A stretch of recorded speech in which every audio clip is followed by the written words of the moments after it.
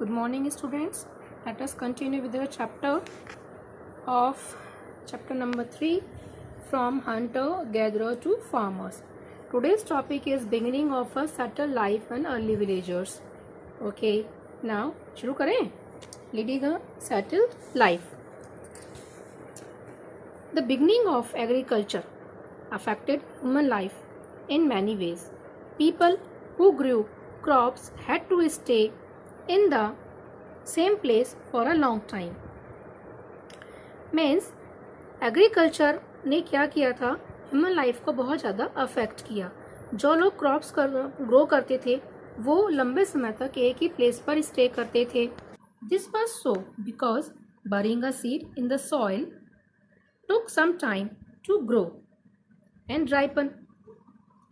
This might be for several days, weeks, months, and in some cases, years. People had to look after the plants, water them, weed them, and drive away the animals and birds to save the plants.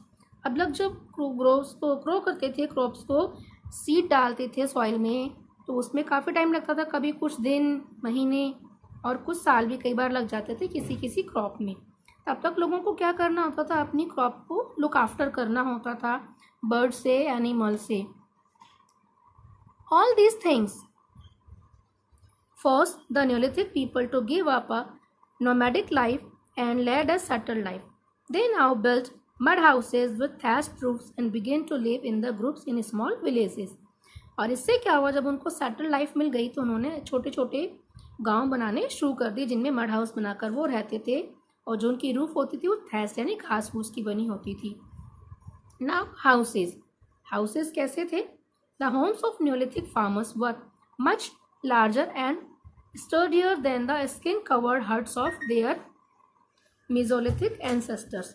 Neolithic period में जो घर थे वो ज़्यादा अच्छे थे. Mesolithic as के जो लोगों ने घर बनाए थे उनके एंसेस्टर्स ने उनसे थोड़े बड़े थे और अच्छे थे. The house that the Neolithic people built were of mud, reed and straw. Some of them were built of split logs. Walls are sometimes woven from smaller branches. Some people even started living in bricks house. The earliest Neolithic settlements are in the valley of Iran and Iraq and Israel and Palestine. Neolithic period में लोगों के घर mud, read, straw के बने होते थे. कुछ लोगों के घर जो रूफ होती थी वो लॉग्स यानी लकड़ी के जो पीसेज होते थे, ब्रांचेस, उनसे ढके हुए होते थे. इस तरह से उन्होंने अपने घर बनाए. कुछ लोगों के घर ब्रिक्स के यानी ईंटों के भी बने हुए होते थे, और कुछ जो बिल्कुल सेटल्ड घर मिले हैं न्योलिथिक पीरियड के वो ईरान, इराक, इज़राइल और पैलेस्टीन में मिले हैं. जैसे आप यहाँ पिक्चर देख सकते हो, picture of the houses of neolithic period. Now tools कैसे थे? There had been great improvement in the neolithic tools and weapons in comparison to the earlier periods. These stone tools were harder, well shaped and polished to give a fine cutting edge. Besides, for hunting, these tools were harder, made for many other purpose. यानी इस time के जो tool थे Neolithic period के, Neolithic as के, वो ज़्यादा well developed थे, इम्प्रूव्ड थे, वो ज़्यादा शार्पन थे, और अलग अलग वर्क के लिए अलग अलग टूल्स उस टाइम ह्यूमन बीइंग ने बनाना सीख लिया था और उसको बनाता था. Okay, these tools included axes for clearing forest, sickle for harvesting, mortars and pestles for grinding grains and other plant produce, bows and arrows were hunting life, etc. Okay, यानी कि हर काम के लिए अलग अलग टूल्स उस समय का ह्यूमन बीइंग बनाता था. जैसे हंटिंग के लिए बोस थे, एरोज थे, ग्रेन्स को ग्राइंड करने के लिए पेस्टल्स थे, मोटार्स थे. ओके, और हार्वेस्ट करने के लिए सिकल थे. Bone tools were also widely use during this period. For example, harpoons for fishing, spear heads for hunting and needle for sewing. यानी कि फिशिंग के लिए हार्पून्स थे, हंटिंग के लिए स्पेयर हेड्स थे, और स्विंग मीन्स सीलने के लिए, सिलाई करने के लिए नीडल्स थी, और ये बोन्स के बने हुए थे. Now pottery. In order to lead a well settled life, people needed containers to store the cooked and surplus food and milk. लोगों को अब सेटल लाइफ तो मिल गई थी, लेकिन फिर भी अब क्या होता था, लोगों को पका हुआ खाना जो बच जाता था या खाना पकाकर रखने के लिए, और जो ग्रेन्स उनको एक्स्ट्रा में उनकी क्रॉप से बचता था उनको स्टोर करने के लिए पॉट्स की ज़रूरत थी. They store the grains in baskets, but for the cooked food and milk they use earthen pots. अब हालांकि वो बास्केट्स में अपना रखते थे क्रॉप को और अपना खाना बनाकर रखते थे, लेकिन पके हुए खाने को और मिल्क को स्टोर करने के लिए वो मिट्टी के बर्तन यूज़ करते थे. These pots made of clay were shaped by hand and baked in fire, which gave them strength and durability. The use of the potter's wheel was discovered much later. अब हालांकि पॉटर्स के wheel का जो invention था वो बहुत बाद में डिस्कवर हुआ था, बहुत बाद में इन्वेंट हुआ था. उससे पहले लोग मिट्टी के बर्तनों में अपना खाना रखते थे, जिससे कि वो बनाते कैसे थे, उनको बनाकर हाथ से बनाकर उनको फायर में बेक करते थे, जिनसे कि बर्तनों की ड्यूरेबिलिटी बढ़ जाती थी और वो स्ट्रांग भी होते थे. Now human invent the wheel. देखो यहाँ पर earthen pots and basket during neolithic age, और देखो इन पे पेंटिंग भी की हुई है. Okay, now human invent the wheel. Human ने व्हील को कैसे इन्वेंट किया? The invention of the wheel was an important step towards progress. We don't know how the ideas of the wheel occurred to early human. Possibly a log or a stone rolling downwards sparked this area. This wheel changed man's life in many ways. People could now to go from one place to another and also move heavy objects more easily. Thus it made life easier and more comfortable. अब people pots का wheels का जब invention हुआ, ये बहुत ज़्यादा एक revolutionary step था इसमें ह्यूमन बीइंग के डेवलपमेंट में. व्हील के इन्वेंशन होने से उसने अलग अलग कार्ट्स बनाई, जिससे कि वो वन प्लेस से दूसरे प्लेस पर मूव कर सकते थे इजीली, अपने सामान को गुड्स को ले जा सकते थे. इससे इनकी लाइफ ज़्यादा ईजियर और कंफर्टेबल हो गई. See the steps of invention of wheel. First picture is of, see what is it, roller. Second sledge, यानी पहले इसने रोलर का यूज़ करना शुरू किया, बाद में स्लेज बनाई और उससे स्लेज और रोलर दोनों का यूज़ किया. धीरे धीरे इन्वेंट करके उसको और इम्प्रूव इंसान करता गया और लास्ट में उसको पूरी एक कार्ट मिली. So this is enough for today. We will meet in next class. Thank you. Hello students, as we are taking the chapter 3 of class 6 in history, man from hunter and gatherers to the farmer, or heading can be changed but matter is the same. Heading can be from gathering to growing like this, but today we are taking the part the Chalcolithic age. We have done Paleolithic age, Mesolithic age, Neolithic age, but I just want to tell you about Mehergarh and Daoji Herling as a case study. So before it we have to know about the Chalcolithic age.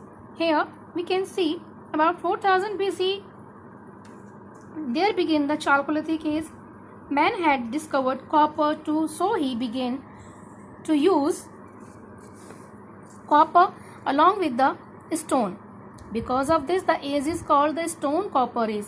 Because Chalcolithic age में human being ने copper का use करना शुरू किया, इसलिए इस as को हम कॉपर स्टोन एज भी कहते हैं. एज वी नो, इससे पहले हमने जो पैलोलिथिक एज, मतलब मीजोलिथिक एज, कॉर्नियोलिथिक एज के बारे में पढ़ा है, उसमें मैन ने क्या किया था, स्टोन का यूज़ किया था. But in the Chalcolithic as he started to use this copper, so this age is also known as stone copper age. Now in this age, how human being discovered the metal? At first, the copper age, man was marching ahead. The next important discovery made by man was the discovery of metals. He found that nature had scattered metals around him. Copper was the first metal he was found and learned to use it. So period between 4000 BC to 2000 BC is called the copper age. Okay, सबसे पहले human being ने क्या किया था, copper का use करना शुरू किया. Because as he came to know about the matters, in the nature, जब उसको जैसे पता लगा कि हमारी नेचर ने जगह जगह अलग अलग मेटल्स को स्कैटर किया हुआ है, हमारे नेचर में अवेलेबल हैं, सबसे पहले उसने कॉपर का यूज़ करना शुरू किया. So this age is called copper age which is 4000 BC to 2000 BC. इसके बाद ब्रॉन्ज का यूज शुरू किया गया. That's why this age is also called the bronze age. Next to copper, man discovered tin, zinc and lead. He had realized that copper was a soft metal. So he learned to mix copper with tin and zinc. This alloy was called bronze. It was harder than copper or tin. अब bronze hard था क्योंकि copper को mix करके बनाया गया था zinc और tin के साथ में. With the use of bronze and copper for making tools and weapons, the use of stone tools and weapons decreased largely. अब इन मेटल्स का यूज़ होने के साथ ही क्या किया ह्यूमन काइंड ने, स्टोन्स का यूज़ करना कम कर दिया. सटल लाइफ थी इन लोगों की, बिकॉज न्योलिथिक एज में ही इनकी लाइफ सटल हो गई थी. With the discovery of fire, wheel, agriculture, metal, man began to live a settle life in a straw huts. He had also developed family feeling. The oldest male members was the head of the family. घर का जो सबसे aged person होता था, जो aged mail होता था, वो घर का हेड होता था. This family set up their straw huts close to each other near a river or a lake. और इन सभी ह्यूमन बीइंग की जो फैमिलीज थी अलग अलग, इन सब के घर एक दूसरे के आसपास होते थे और मेनली क्या होते थे, रिवर या किसी लेक के पास होते थे. So a cluster of such huts became a small village और settlement. These were usually built on high ground to keep safe from rain और फ्लड वाटर्स. अब इसीलिए जो पास पास घर बनते थे, तो इस तरह से रिवर विलेज के लेक के आसपास इनका ये छोटा सा विलेज बन जाता था. यूजुअली इनके घर जो ये विलेज थे हाई प्लेसेस पर होते थे, जिससे कि रिवर में आने वाली फ्लड से ये बच सकें. Now here is the case study of Mehrgarh which was situated in northwest in 7000 BC to 3200 BC. The stone age called the Chalcolithic age saw significant development in the settling pattern. Excavation in various sites proved that there was a substantial change in people's lifestyle. The hunter and gatherer became a food producer and herder. इस as में क्या हुआ कि जो man था बिल्कुल पूरी तरह से एक हंटर गैदरर के प्लेस पर एक हर्डर बन गया था, एक फार्मर बन गया था. ना तो पूरी तरह शिकार करता था, ना ही वो गैदर करता था पहले की तरह. अब उसकी लाइफ सेटल हो गई थी. Although these development had taken place simultaneously all over the world, evidence proved that in India it had indications of more development in northwestern parts as compared to the other parts. अब पूरे world में इस तरह के proof मिले हैं कि ये चेंजेस आए पूरे वर्ल्ड में सभी जगह, और इंडिया में मोस्टली नॉर्थ वेस्ट पार्ट में ये चेंजेस हमें ज़्यादा देखने को मिले हैं in comparison of other parts. Now come at the topic Mehrgarh. That is a case study and we have to know about it.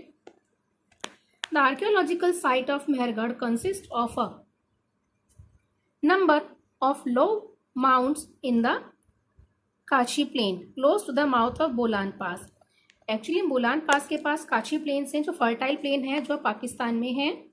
वहाँ पर ये मेहरगढ़ साइट मिली है जो कि कहाँ पे है, located some 30 kilometres from Sibi, a city of Balochistan, province of Pakistan. Balochistan हम सभी ने नाम सुना है. Now this name is very popular. तो बलूचिस्तान में जो कि पाकिस्तान में है, वहाँ से करीबन 30 किलोमीटर दूर ये है, and covering an area of about 250 hectares. Most of the archaeological deposits are buried deep beneath accumulations of alluvium currently excavated remains at the site comprise a complex of large compartmental mud brick structure. So इस place पर, वहाँ पर पाकिस्तान के बलूचिस्तान से 30 kilometre, वहाँ पर एक city है, सेबे जगह है, वहाँ से 30 किलोमीटर दूर ये मेहरगढ़ साइट प्लेस है बोलान पास के पास फर्टाइल प्लेन में. और वहाँ पे आर्कियोलॉजिस्ट को बहुत सारे इस तरह का पूरा एक प्रूफ मिला है, आर्कियोलॉजिकल डिपॉजिट्स मिले हैं जो कि ज़मीन के नीचे बरीड थे, दबे हुए थे, और वहाँ से मड ब्रिक के बने हुए स्ट्रक्चर्स मिली हैं, घर मिले हैं.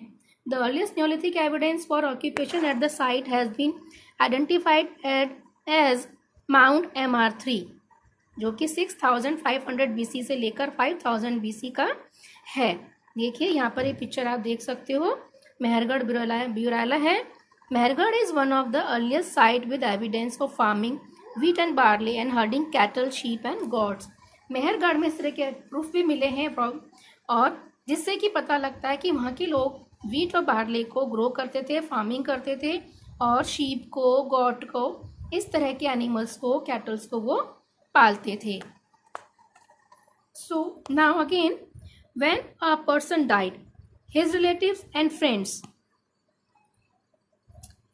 normally paid their respect to him. People believed that there was some form of life after death. They kept looking after them. One such arrangement is burial. Okay, BURIAL, burial.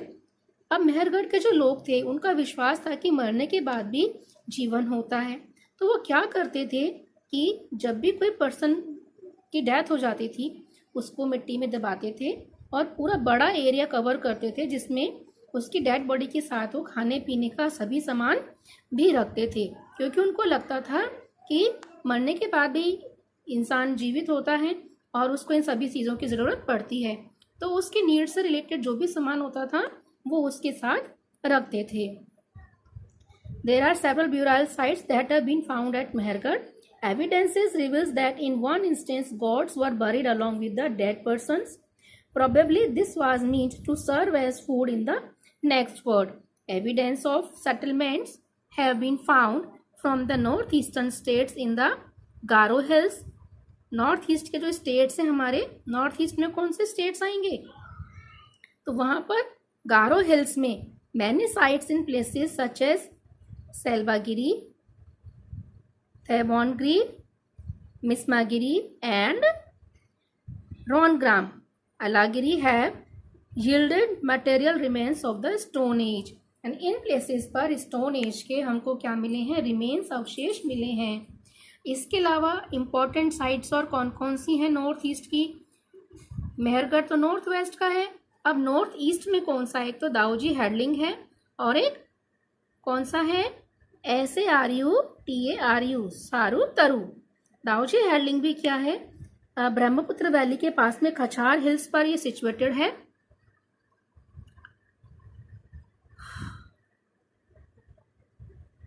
Ceramic type of cord impress pottery, plains, fine redware and incise pottery have been excavated from these sites. A large number of pots have also been found. All these finds suggest that people here were growing and storing grains and preparing food.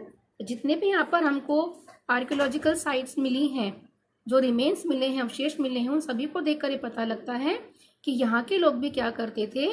Farming करते थे और क्या करते थे? सारे जो grains थे उनको स्टोर करके रखते थे, जिससे कि वो फूड को प्रिपेयर कर सकें। Sarutaru located near Guwahati. A large number of neolithic tools and implements have been recovered from this site, particularly round butted axes, stone cells, basket, marked pottery, highly polished stone axes, etc. सारूतरू में भी सारी चीज़ें मिली हैं जो कि गुवाहाटी के पास है। यहाँ की जो पॉटरी थी, बास्केट मार्क्ड पॉटरी थी, बास्केट शेप में भी होती थी और प्रिंटेड थी। सी हेयर द पिक्चर, इसी तरह की। Okay, so this is about Mehergarh and Daoji Headling. Now that's it for this time. Thank you. Children, one more thing I just want to tell you about. I want to show you, as this picture you can see Mehergarh burials. Here one more pic I have. See the pic of burial. Here you can see a dead body is buried under the ground and some pots are here. Okay, इस तरह के कुछ earthen pots उन लोगों के साथ रख दी जाते थे, जिसमें उनके खाने पीने का सामान और उनसे रिलेटेड जो भी नेसेसरी थिंग्स होती थी वो रख दी जाती थी, जिससे कि बिलीव किया जाता था कि मरने के बाद जब वो नेक्स्ट प्लेस पर जाएंगे तो वहाँ पर उनको इन सभी चीज़ की ज़रूरत होगी। और वो इनको यूज़ कर सकेंगे. See, this is a very fine example of burials. A burial with elaborated goods. Okay.